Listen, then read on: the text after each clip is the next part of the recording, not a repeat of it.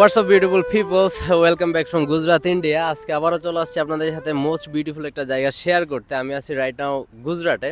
ওকে, তো আজকে আমি আসছি হচ্ছে আমার অনেকগুলা ফেভারিট, অনেকগুলো পছন্দের শখ পূরণ করার জন্য। তার মধ্যে একটা হচ্ছে রিভার রাফটিং। আর আমি রাইট নাও আছি হচ্ছে স্ট্যাচু অফ ইউনিটিতে, যেটা হচ্ছে ওয়ার্ল্ডের সবচেয়ে টলেস্ট স্ট্যাচু।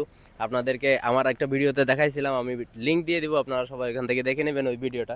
তো আজকে কোনো মোটর ব্লগ না, আমি আসছি, আমার সাথে আমার একটা জুনিয়র আসছে। আর আপনারা আমার পিছনে দেখতে পাচ্ছেন এই জায়গাটার নাম হচ্ছে একতা নাগার। ওকে, সো আজকের সারা দিনের অ্যাক্টিভিটিস আপনাদের সাথে শেয়ার করবো। ইটস অ্যামেজিং হতে চলে। আমি আর আমার সুন্দরী আছি। আজকে মোটর ব্লগিং করবো না, কারণ আপনারা ইতিমধ্যে দেখছেন এই রোডের ভিউ, স্ট্যাচু অফ ইউনিটি সব কিছু। তো আজকে ডাইরেক্টলি চলে যাবো রিভার রাফটিংয়ের জন্য। সো দেখা হচ্ছে সেখানে গিয়ে। এটা ছিল আমাদের রিভার রাফটিং অবধি নিয়ে যাওয়ার জন্য কিসমতওয়ালা জিপ। আপনারা দেখতে পাচ্ছেন এটার নাম হচ্ছে কিসমত।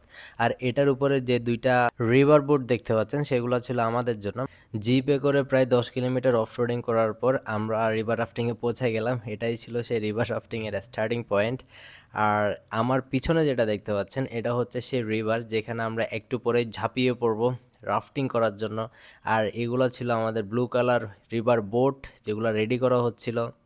এটা ছিল আমার জীবনে ফার্স্ট টাইম রাফটিং। এর আগে আমি কখনো রাফটিং করি নাই। সো এটার জন্য আমি এক্সাইটেড থাকলেও মনে মনে একটু ভীত শঙ্কিত ছিলাম। তার কিছুক্ষণের মধ্যেই আমাদের গাইড আমাদেরকে ইনস্ট্রাকশন দেওয়া শুরু করছে লাইফ জ্যাকেট নিয়ে কিভাবে কি করতে হবে। এরপরে শুরু হলো বোটকে রেডি করার পালা। বোটে আমরা সবাই মিলে পাম্প করতেছিলাম যাতে আমরা রাফটিংয়ের সময় পানিতে ডুবে না মরি। মানে বোট থেকে যদি বাতাস চলে যায় তাহলে তো অবশ্যই জীবন ওখানেই শেষ। আর এ হচ্ছে আমার জুনিয়র, আমার টিমের মেম্বার, মানে শিশম আমাদের সাথে গেছিল।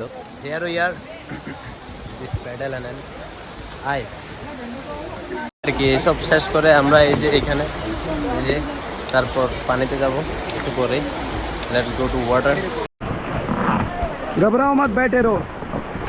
ঘাবড়াইতে মানা করলেও যখন রিভার রাফটিং এর জন্য আমরা শুরু করছিলাম তখন অ্যাকচুয়ালি আমার বুকের ভিতর ধুকধুকানি শুরু হয়ে গিয়েছিল। Ready go forward and stop and gear down। अंदर बैठो, रस्सी पकड़ के सामने ये।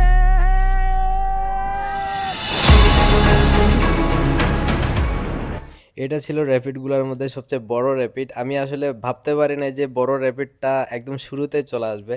আর এটার ভিতর পরে ভাই আমার নাকে মুখে চোখের ভিতর পানি ঢুকে, মানে আমি বুঝতে পারতেছিলাম না আমার সাথে অ্যাকচুয়ালি কী হয়ে গেছে। আমি কোথার ভিতর দিয়ে ডুব দিয়ে আবার উপরে উঠছি।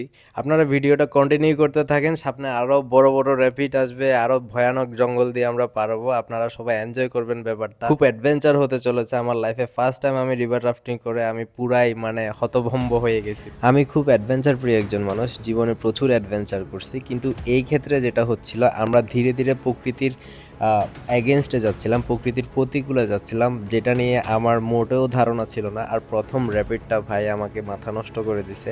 আমি তখন কানেও কম শুনতেছিলাম কারণ আমার কানের ভিতর পানি গেছিলো, এবং পরবর্তী স্টেপের জন্য আমি মোটেও রেডি হতে পারতেছিলাম না। মানে কি হবে অ্যাকচুয়ালি কল্পনা অতীত, ভাবার বাহিরে। এই যে আপনারা দেখতে পাচ্ছেন এগুলো ধীরে ধীরে আরও বেশি ভয়ানক হতে চলেছে। সামনের ভিডিওগুলো খুব ক্রেজি হতে যাচ্ছে। এক একটা র্যাপিড মনে হচ্ছে এক একটা মানে পাহাড়ের মতো। আসলে আমাদের টিম লিডার খুব জোশ ছিল। আমাদের অ্যাডভেঞ্চারের সাথে সাথে প্রতিটা র্যাপিডের পরে আমরা এখানে চেয়ার্স আপ করতেছিলাম সবাই মিলে। এখানে আমাদের বোটের সাথে আরেকটা বোটের ধাক্কা লেগেছিল, যার কারণে আমাদের সবার থেকে নেমে যেতে হয়েছিল। আর আমার ফোনটা আমি ওয়াটার প্রুফ প্যাকেটে করে নিয়ে গেছিলাম, তার সত্ত্বেও ফোনের মধ্যে পানি ঢুকছে, আপনারা দেখতে পাচ্ছেন। আর এ হচ্ছে শিশম। এই পুরো 8 কিলোমিটার রিভার রাফটিংয়ে আমরা কিছু কিছু সময় আমাদের বোটটাকে এভাবে উঠিয়ে নিয়ে যাচ্ছিলাম, কারণ আপনারা দেখতেই পাচ্ছেন এখানে অনেকগুলো র্যাপিড এত বেশি ভয়ানক ছিল যে যেগুলো দিয়ে যাওয়া অসম্ভব ছিল।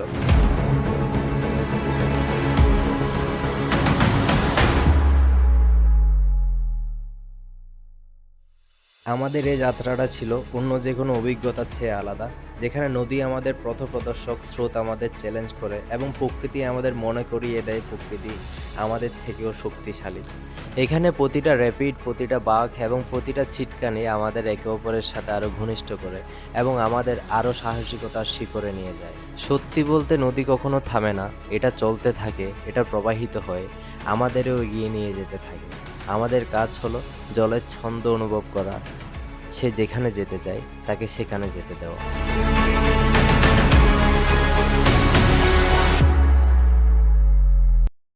এই স্রোতটা থেকে বেরিয়ে আমাদের বোটটা একদম অন্য একটা বোটের সাথে ধাক্কা লেগে যায়, যেখানে আমাদের বোটটা একদম অ্যাক্সিডেন্ট হওয়ার মতো অবস্থা।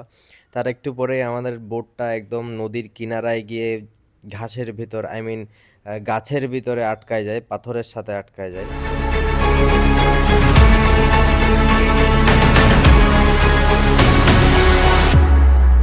So last time, bye. Enjoy. Go forward. অবশেষে 8 কিলোমিটার ভয়ঙ্কর সাকসেসফুল একটা রাফটিং আমাদের শেষের দিকে। এটা ছিল আমাদের শেষ র্যাপিড, যেখানে আমরা খুব স্মুথলি এটা কমপ্লিট করছিলাম। আর র্যাপিডটা শেষ করে আমরা চেয়ার্স আপ করতেছিলাম, আমরা গ্রুপ সেলফি নিচ্ছিলাম, আমাদের গাইড আমাদের ছবি উঠাচ্ছিল, মানে ব্যাপারটা জাস্ট অসাধারণ লাগছে। আর এন্ড অফ দ্য টাইম আপনাদেরকে এটাই বলতে চাই, আপনারা যেখানেই যাবেন প্রকৃতিকে ভালোবাসবেন, প্রকৃতির কেয়ার করবেন। আর যারা যারা ভিডিওটা শেষ অবধি দেখছেন সবাইকে hats off guys, thank you so much for stay connected नीचे रख दीजिए, slow it down. Thank you team, good team work. I hope आपने एंजॉय किया होगा। যাদের যাদের ভিডিওটা পছন্দ হয়েছে সবাই একটু করে লাভ রিয়াক্ট করে দিবেন। এক লাভ তো বানতা है ব্রো।